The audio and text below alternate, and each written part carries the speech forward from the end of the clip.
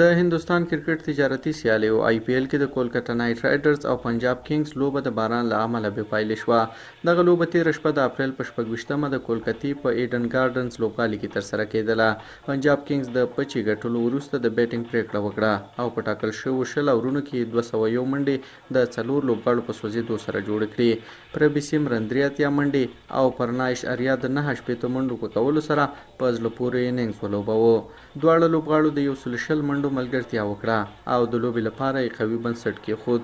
خو کله چې د کولکته نایټ رایډرز لوبډله د 7 منډو سره بې له کومې وکټې د 1 اور لوبېدو وروسته میدان ته راووتله، ناڅاپي یو سخت طوفاني باران شروع شو چې لوبه یې وځنډوله.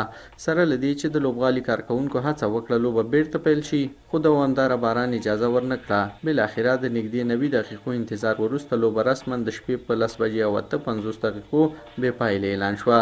د دې پایلې له مخې دواړو لوبډلو ته یوه نومره ورکړل شوه. اوس پنجاب کینګز د 9 لوبو څخه 11 نمرې لري، په داسې حال کې چې کولکته نایټ رایډرز د 9 لوبو څخه یوازې 7 نمرې ترلاسه کړي دي او په جدول کې 7 مقام لري.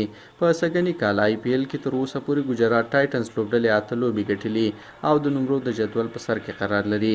ډیلی 2، رایل چیلنجرز بنګلور 3، ممبئی انډینز 4، پنجاب 5، لکنو 4، کولکته 7، سن رایز حیدرآباد 8، راجستان رایلز 9 او چنای سوپر کینګز لوبډله 10 مقام لري.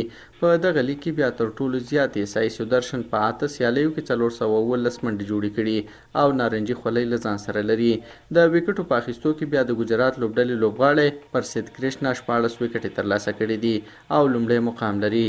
خو افغان لوبغاړي نور احمد لکنوال په 9 سیالیو کې یوازې 14 وکټې لري او په دغه جدول کې په 3م مقام کې ځای لري.